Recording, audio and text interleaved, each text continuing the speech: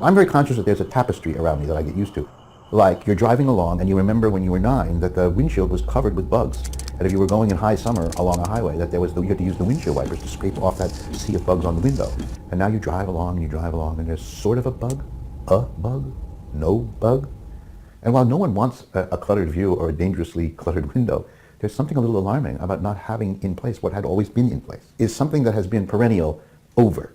And that would have been a silly question 25 years ago, but now it's a kind of regular question. At least my neighbors, my cousins, and my friends feel that we're on the edge of something from which we may not return. So as you may have noticed, I talk about the climate kind of a lot, but today I want to talk about talking about climate change. It's very meta. I recently went to ThinkerCon. I caught up with some of my favorite creators, and I wanted to hear how and why different people think or talk, or even a lot of times don't talk about climate change. We already heard from Robert Krulwich. I'm not sure anyone has actually counted the summer bugs up in the northeastern United States and then directly linked those numbers to climate change, but that story serves a purpose. It reminds us that what we consider normal is constantly changing. We all think about these effects of climate change from time to time, but not many of us feel and fear that reality as much as Henry Reich. I do feel that recently, with the fact that we've kind of moved in the narrative about climate change, kind of past the we need to prevent climate change stage, and we're now at the climate change is happening stage, that I personally have felt this weird shift in my drive to think or care about it. I think that just saying the word that's already happening, I feel a huge amount of deflation. Now, I know that I frequently find myself feeling like Henry does. If you think about climate change a lot, there's a good chance that you've also felt like Henry at some point too. I mean, climate change is pretty overwhelming, but how do we stop ourselves from feeling hopeless and helpless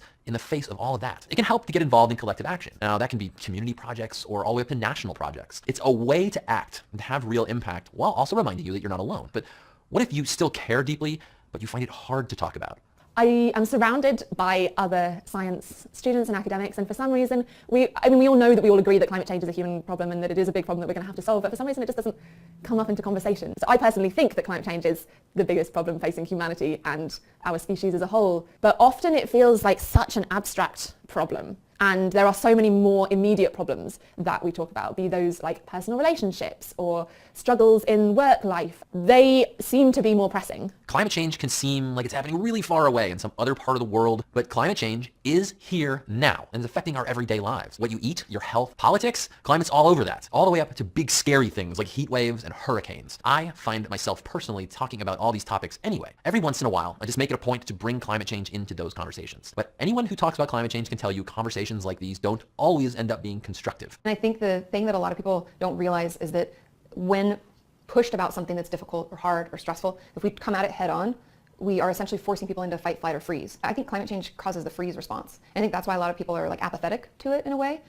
We might have the knowledge, but because it could harm us or those we love, it could shorten our lifespan, or things are happening that we maybe don't fully understand. We don't know how to fight it, because we're not always armed with the tools, and we can't necessarily leave it because we live on the planet Earth, so therefore people feel frozen in fear or frozen and scared of doing the wrong thing. So we just kind of sit there and hope it goes away. We need to talk about it, but we need to talk about it carefully. Even for a climate nerd like me, if someone just starts lecturing me or telling me how wrong I am or how bad what I'm doing is, that's going to stop me from opening up. We have to start slow when we're talking about it. We have to find out where people are at and go from there. This is especially important when we're chatting with people who don't accept that we're changing the climate.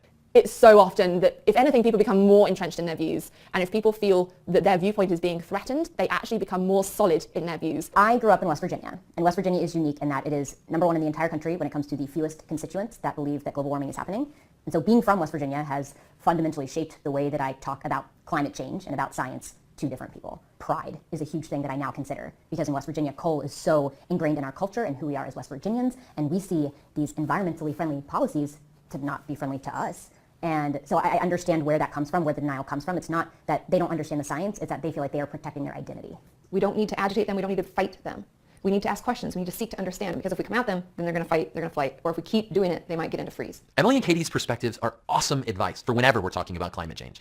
Connecting it to the things that people already care about, and not expecting to completely change someone's perspective in a single conversation. My goal is not to move them from 0 to 100 of not believing in climate change to being a Greenpeace advocate. I'm not trying to make that big of a change. I'm just trying to move the needle a little bit. Listening is a very important part of talking to people.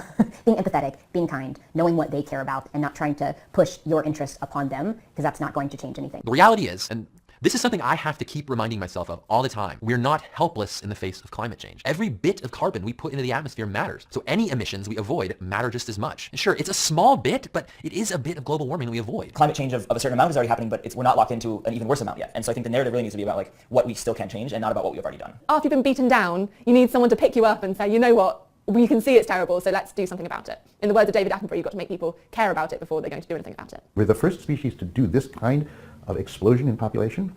We're also the first species with, well, I don't know, this may be presuming, but I think we may be the first species with foresight, a few species with morals, a few species that can choose and can do the right thing. Talking about climate change just a little bit more with our friends, with our families, with our audiences, or even just someone we're sitting next to in a coffee shop. It's a way we can all start to make a difference. And I don't know, you might as well share a hot mess video with them while you're at it. Hey guys, thanks for watching our latest video. We hope you consider subscribing. Maybe click that little bell icon so you get notified when we